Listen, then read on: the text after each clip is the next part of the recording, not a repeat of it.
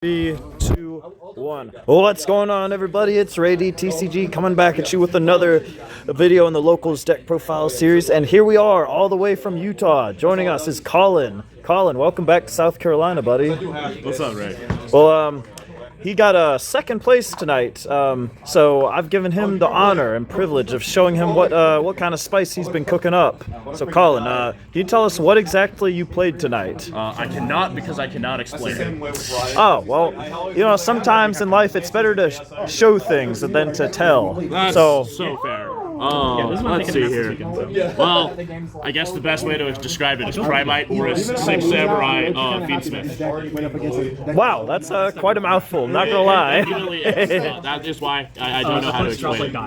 Anyways, but yeah, we got 3 Lordly Loads to get us our roars and our normal monster. We'll get to the normal monster in a minute. It's kind of dumb. We got 3 Sien smoke signals to get to our names in our deck. We only run 3 names of 6 Samurai monsters, which is hilarious. We run Anarchist Monks at 3, Tactical Trainer at 3, and then Chamberlain of the 6 Samurai, which is our normal monster at 2. Just making sure we have a good shuffle there, buddy. Then when Tactical Trainer is used for a Synchro Summon, we get one of these, which is a Monster Reborn or a Book of Eclipse, or a Book of Moon that is non-targeting for 2K or under monsters. Then we've got obviously our Primite Roars to get our bodies as the start of our combo. And then if we Synchro Summon with Anarchist Monk, we get Asceticism of the 6 Samurai. We'll get more into a couple combos later with that. But basically, target a card, summon a 6 Samurai from your deck with the same attack points. So pretty decent sometimes. And essentially just a free synchro summon. Then we've got 3 copies of Engraver for our Fiendsmith engine. 1 Tract, 1 Lacrima, and 1 Lurk. So pretty standard small staple engine. Then we've got our Horus engine, which is 3 King Sarcophagus, 3 Imseti, and then 1 of each of the 4 bodies. Which is not common, but we use all of them for material, so we definitely use them. And then the rest of the deck is just hand traps. We got 3 Droll, 3 Ash, 3 copies of Fulos, 3 Imperm, 2 Nibiru, and then of course we've got our one-ofs of Proxo and Collin. How many cards in the deck, might I ask? 50. 50? Yeah. Not bad. Summon a Mitsu from deck and then tribute It is a 50 card file. All right. So, I mean, we've obviously got our staples of Typhon and SP. Yep, gotta run them. When you're with your Aura stuff, you've got your Zombie Vampire and Photon Lord just to dig for more engine space. And then you can use it to link off into Moon for Fiendsmith later. Then you've got 1 Legendary 6 Samurai Xian. That's weird. That is a spell trap activation game. The reason we play this deck is for one reason and one reason only, and that is that our normal monster is an Earth monster, which allows us to play Nappies. going to do anything, but we're going to find out. Then we've got 2 Legendary Lord 6 Samurai Xian. This card is a searcher as well as a monster negate. And destroy. We've got our DDD Wave King High Caesar for our Fiendsmith engine as well as Necroquip. And then we've got our Moon of the Closed Heaven, our Requiem, Sequence, Agnum Day, and Desio. Well, we've got a backup Xian. Sometimes it comes in handy in grinding games, especially against control decks. We got 1 Feather Duster, 2 Cyclones, 2 Thrust, 3 copies of Lancia for our Crystron and Malice matchups, especially. And we got 3 D barriers for our Ryziel matchups, and sometimes our Ogade matchups if they're, or not our Ogade, our Mitsurugi matchups if necessary. And then we've got our 3 copies of Ghost Ogre and extra hand traps if necessary. Yeah, I noticed something different you do than most players. Instead of the 1 Duster and 2 Lightning Storm, you're doing Feather Duster and 2 Cyclone. I mean, Destruction protection is a thing. Yeah, especially against Centurion, because of course, you know. I mean, you'll run into Centurion out here much lately, but it is it could be a issue. There we go. That's hand that we can work with. Anyways, so with this can like this, if we're going first, obviously we're not going to want that Fulos, so we'll go Imset, PJ, get yourself a Fulos for that. For a copy of King Sarge, as well as I did not beat Sculptor. as well as a free draw. Can't beat that free draw now. That's pretty darn good. It is, but I don't think we actually need it in this hand, simply because we have enough engine right here. I haven't seen this. So honestly, I would probably use it as discard fodder, just because this is ashable, this is not. Normal summons are not ashable, thank God. So we'll send that as well as happy. Then I would absolutely go Shen Smoke Signal. Only in California it will. Smoke Signal to add a copy of Tactical Trainer.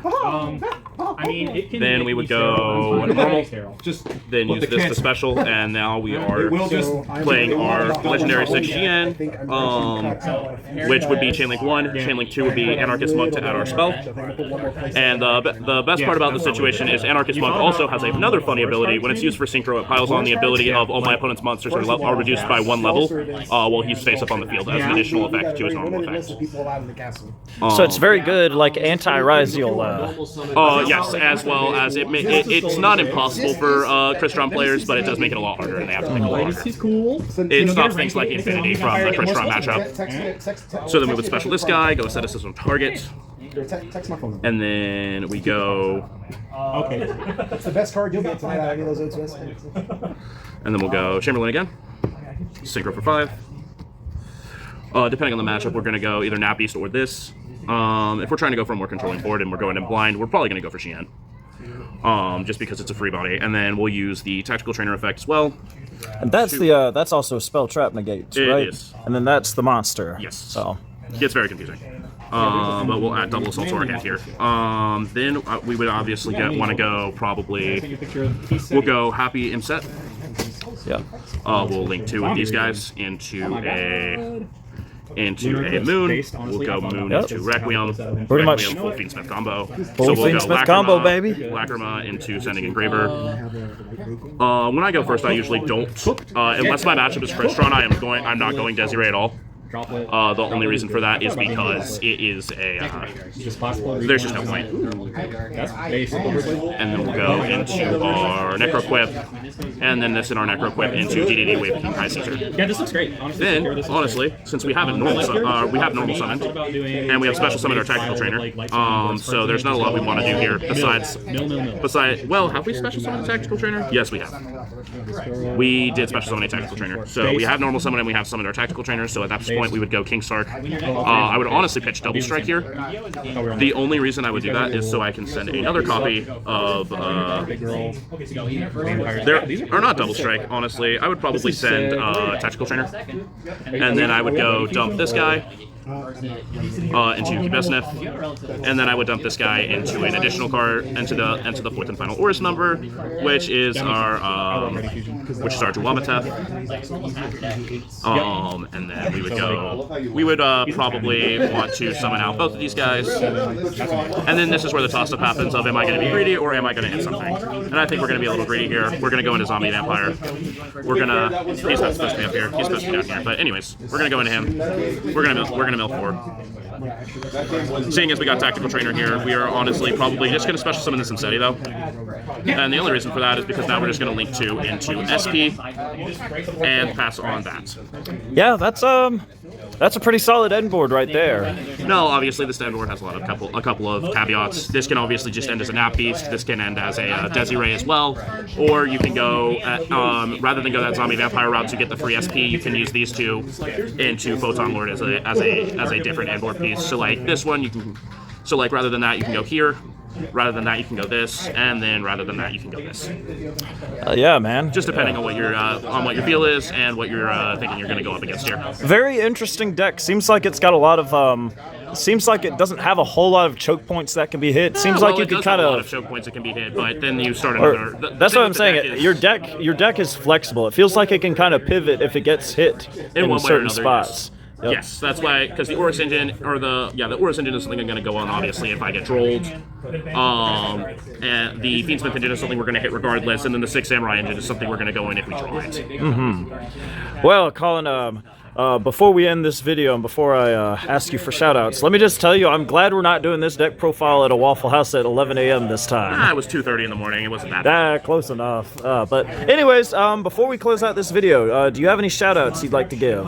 Not that I can think of. I guess we're going to give a shout out to that computer store out in Harbison. That's where we had our locals tonight. Yeah, and there's Dave right there, just kind of... He's teaching someone the game. Yep, I see him. But, all right, well, anyways, thank you for coming back to South Carolina to play again, and hopefully we'll see you again in the near future. It'll be about 6 months, but I'll come back and I'll probably have something entirely different by that point. Hell yeah, man! But until then, pass turn.